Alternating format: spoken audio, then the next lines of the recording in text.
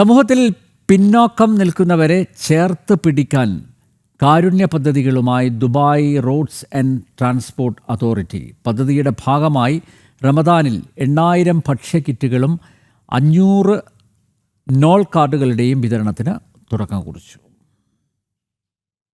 സാമ്പത്തികമായി പിന്നോക്കം നിൽക്കുന്ന കുടുംബങ്ങൾ, അനാഥർ, കുറഞ്ഞ വരുമാനക്കാരായ ജോലിക്കാർ, മെട്രോ യാത്രക്കാർ, ബസ് ഡ്രൈവർമാർ, ഡെലിവറി റൈഡർമാർ, ടാക്സി ഡ്രൈവർമാർ തുടങ്ങിയവരെ ചേർത്ത് പിടിക്കലാണ് ദുബായ് റോഡ്സ് ആൻഡ് ട്രാൻസ്പോർട്ട് അതോറിറ്റിയുടെ പ്രധാന ലക്ഷ്യം.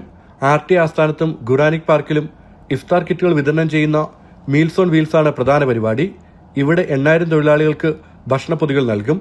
പിന്നോക്കം നിൽക്കുന്ന 500 കുടുംബങ്ങൾക്ക് പൊതുഗതാഗത സംവിധാനങ്ങൾ ഉപയോഗിക്കുന്ന നോൾ കാർഡുകൾ സൗജന്യമായി നൽകും. ഇതിലൊരു പങ്ക് RTA നേരിട്ടും ബാക്കി ബേത്തൽ ഗൈർ സൊസൈറ്റി വഴിയും ഗുണഭോക്താക്കളിൽ എത്തിക്കും. കിയോലിസ്, MHI, ദമാക് പ്രോപ്പർട്ടീസ്, നൂൺ തുടങ്ങിയ സ്ഥാപനങ്ങളുമായി കൈകോർത്താണ് പുതിയ സംരംഭം നടപ്പിലാക്കുന്നതെന്ന് RTA വൃത്തങ്ങൾ അറിയിച്ചു.